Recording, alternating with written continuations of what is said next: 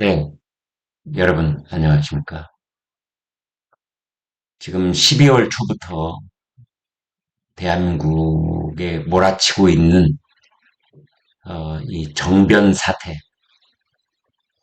정치적 혼란, 뭐 이런 것들을 지켜보면서 어제 한 분이 그런 말씀을 하더라고요. 이것은 지금 체제 전쟁을 치르고 있는 것이다. 저는 머리를 한 대 맞는 것 같았습니다. 이것을 뭐 탄핵이다 아니다, 부정선거다 아니다, 뭐 이런 차원에 있는 게 아니고 체제 전쟁이다. 우리가 공산 사회주의로 흡수가 될 것이냐, 아니면 자유민주주의에 계속 굳건하게 남아 있을 수 있을 것이냐에 관한 문제일 수 있다라는 겁니다. 오늘 그 조선일보의 이용준 세종연구소 이사장, 전에 그 외교부에 객 대사를 했던 분인데 이런 말을 했습니다. 지금 한국은 기로에 서 있다. 친중 반미를 할 것인지 친미 반중을 할 것인지, 이게 지금 벌어지고 있는 12월, 1월 또는 앞으로 봄에 있을 대선 그 가능성 등등에 대해서 우리가 생각해야 될 것은, 지금 우리가 어떤 갈림길에 있느냐, 국민의힘이냐 민주당이냐, 윤석열이냐 이재명이냐, 이런 차원이 아니라 이제 친중 반미, 친미 반중, 이 갈림길, 이것이 체제 전쟁인 것이다.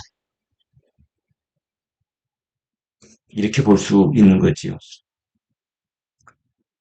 그 윤석열 대통령 탄핵 소추안, 1차 탄핵 소추안 때, 그때 윤석열 대통령을 탄핵해야 된다라는 그 대목에 가장 중요한 것 중에 하나가 북한, 중국, 러시아의 접대시 정책을 편 것이 탄핵 소추의 선이다.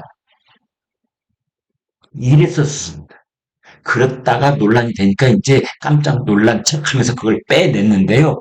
그걸 넣었다가 빼냈다고 해서 그것을 처음에 넣었던 민주당 사람들의 생각이 바뀌었을까? 아니라고 봅니다. 생각은 그대로 있을 겁니다.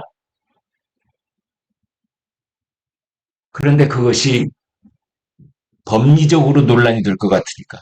그러니까 대통령의 국가 최고 지도자이자 국가 원수로서 외교 정책을, 그걸 탄핵 소추 사유로 삼는다? 이건 뭐 보나마나 그냥 그 자리에서 자타 기각이다 이러니까 이건 빼야 되겠구나 하고 뺐던 것이지, 민주당의 생각이 달라져서 뺀 게 아닌 겁니다.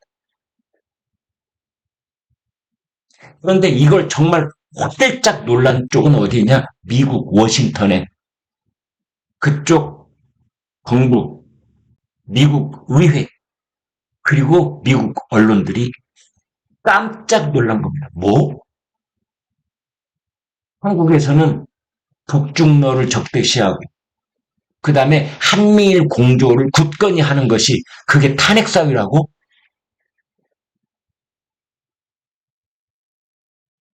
이거는 미국 조야에서 깜짝 놀랄 정도가 아니라 이제 미국이 한반도를 제외시키는 새로운 에치슨 라인을 그어야 되는 거 아니야?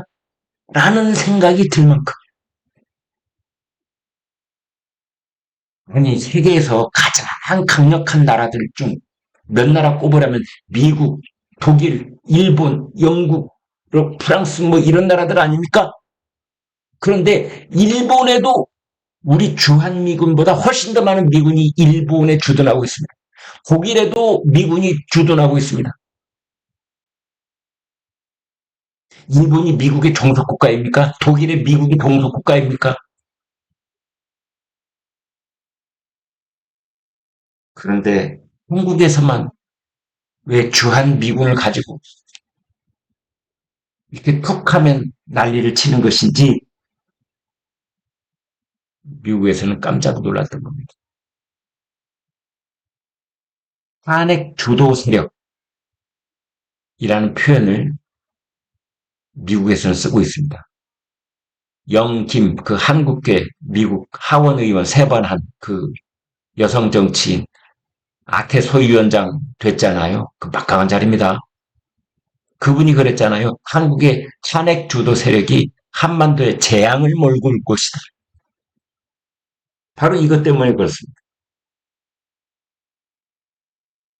트럼프가 지금 어제 취임식을 했는데 트럼프의 핵심 변혁의 목표는 2가지입니다. 첫째는 관세 장벽, 금융정책, 기술 통제, 이 모든 가용 수단을 동원해서 미국의 압도적 경제력을 재건하겠다. Make America Great Again. 마가. 2번째로는 군사력, 외교력, 경제력을 총동원해서 중국의 패권 도전을 괴멸시키겠다는 겁니다.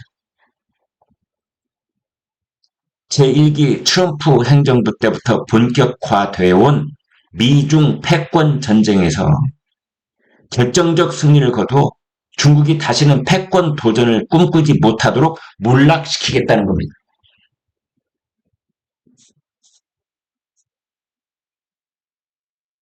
자, 여기서 중요한 질문을 던져야만 하는데, 만약 대통령 탄핵이 현실화되고 조기 대선이 치러진다면 한국 국민은 미국과 중국의 대결 국면에서 그 최전선에서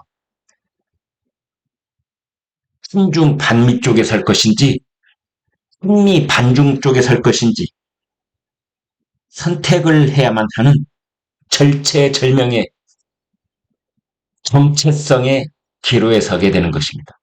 여기서 말하는 정체성이라고 하는 것은 체제를 선택해야 된다는 뜻입니다. 정체성, 즉 체제를 말합니다.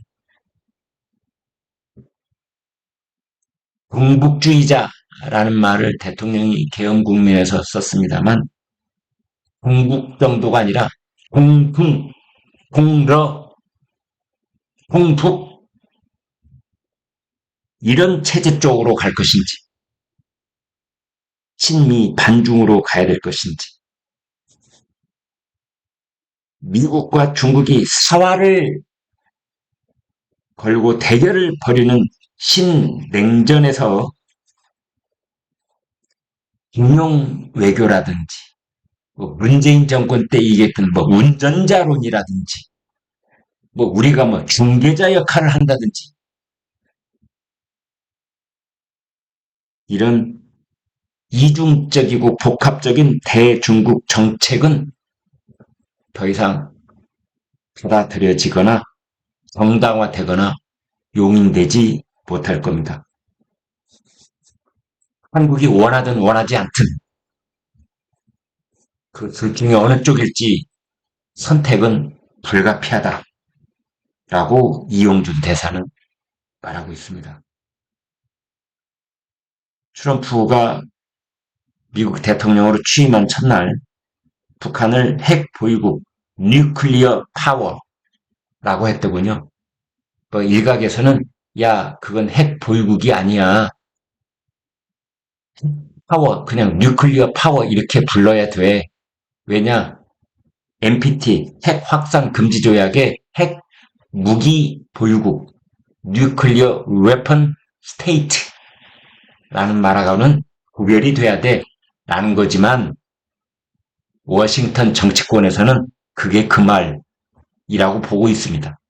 그래서 우리 신문들도 오늘 아침에 그냥 핵 보유국 조선일보부터 그렇게 표현을 했더라고요. 트럼프 대통령이 난 김정은과 매우 우호적이었고 그는 나를 좋아했다. 나는 그를 좋아했고 매우 잘 지냈습니다. 이제 그는 뉴클리어 파워입니다. 우리는 잘 지냈습니다. 내가 돌아온 것을 김정은 위원장도 반길이라 생각합니다.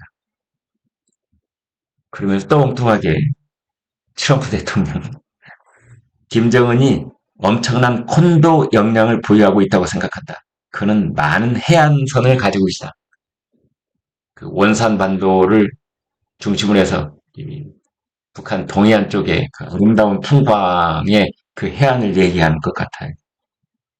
역시 부동산 업자 출신답게 트럼프 대통령 북한의 콘도를 또 언급을 했습니다. 경기도 평택에 소재하고 있는 캠프 험프리스 주한미군 장병들과 영상통화도 했는데요. 김정은 어떻게 하고 있느냐? 한국이 지금 어떻게 되어가고 있는지 물어봐도 되느냐? 뭐 이런 말도 했고, 김정은 위원장을 겨냥해서 여러분들은 매우 나쁜 의도를 가진 누군가를 대하고 있다. 내가 비록 그와 매우 좋은 관계를 발전시켰지만 그는 터프한 녀석이다. 터프한 녀석, 터프 쿠키, 쿠키라는 말을 썼습니다. 네, 북한 핵 이 문제에 대해서 새로운 어떤 국면이 분명히 전개가 될 거고, 트럼프 대통령은 김정은하고 뭔가 스몰 딜, 그러니까 핵 감축을 하는 얘기를 하는 한편 북한 제재를 일정 부분 풀어주는 그런 논의가 곧 시작될 가능성도 없지 않아 있다.